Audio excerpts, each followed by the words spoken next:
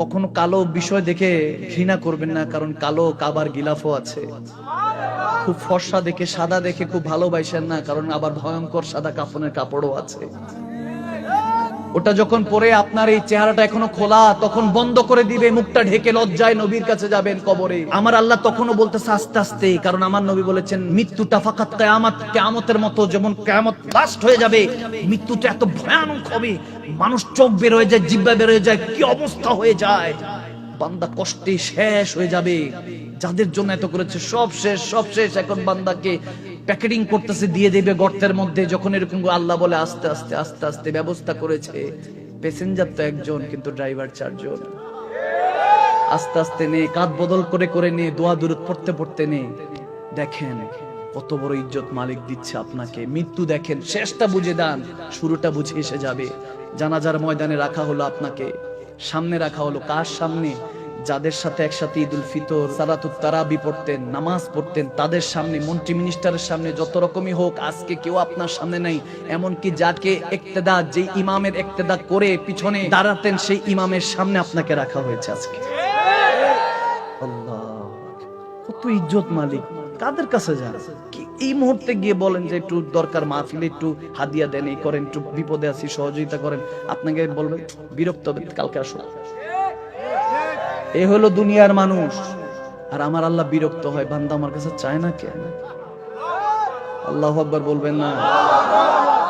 জানাজার মাঠে আপনি সবাই সামনে, সবাই আপনাকে নিয়ে জানাজার মাঠে সালাত আদায় করলো, আপনাকে সুন্দর করে আস্তে আস্তে আস্তে আস্তে একজন ধরে ধরে মাটিতে যখন রাখলো, একবারে দাফন করে দেয় না, বাঁশ রেখেছে, আস্তে আস্তে মাটি দিয়েছে। আর যখন বান্দা রাখতেছে মিল্লাতে রাসূল, সুবহানাল্লাহ, আল্লাহ বলতেছে বান্দা টেনশন করিস না, যে দুনিয়ার মানুষদের জন্য কষ্ট পেয়েছিস, যারা কষ্ট দিয়েছে, তোরা কষ্ট দিয়ে তোকে বিদায় করেছে, টেনশন করিস না, কোনো টেনশন করিস না। তুই যখন দুনিয়া ছাড়বি, তোকে মেহমানে আলা বানিয়ে তারপর কবরে দিব, কবরও তুই টেনশন করিস না যে একা অন্ধকার কবরে কেমনে থাকবি। আমার নবী রাহমাতুল লিল আলামিন তোকে রিসিভ করতে আসবে। আমার নবী বলবে টেনশন নিস না উম্মত, আজকে বস, মান রাব্বুকা মা দীনুক মা কুনতা তাকুলু ফি হাক্কি হাযা রাজুলিন মুহাম্মাদি। তিনটা প্রশ্ন মুনকার নাকির যখন করতে থাকবে, তখন আপনি ঘাবড়ে থাকবেন যে আজরাইল আলাইহিস সালামের চেহারা দেখে আপনি খৌফে শেষ হয়ে গিয়েছিলেন, এখন ভয়ে আপনি আতঙ্কিত, কেউ নাই অন্ধকার কবরে কি করব। তখন দেখবেন আমার রাহমাতুল লিল আলামিন নবী চেহারা মুবারকের কারণে কবরটা নুরানি হয়ে যাবে।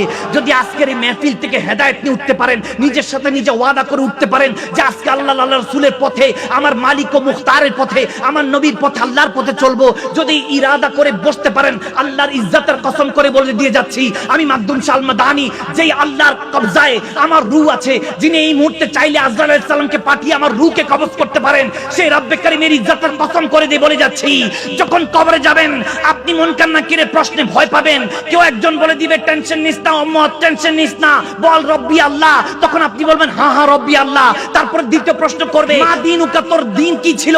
পাশে থেকে একজন শিখিয়ে দিবে দ্বীন আল ইসলাম, বল, তখন বলবেন হ্যাঁ দ্বীন আল ইসলাম।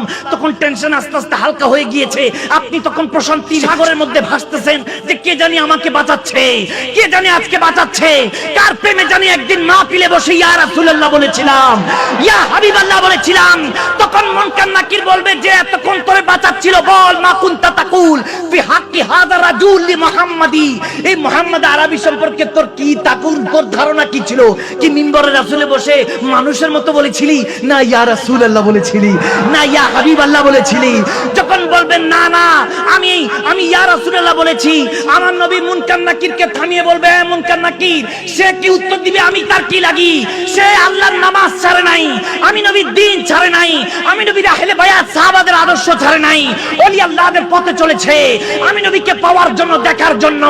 আজকে আমি নবী নিজে বলতেছি, সে কি বলবে? আমি তার কি লাগে? আমি বলতেছি আমার গোলাম হয়, আশিক হয়, উম্মত হয়, তাকে বেহেশতের নেয়ামত দিয়ে দিয়েছি।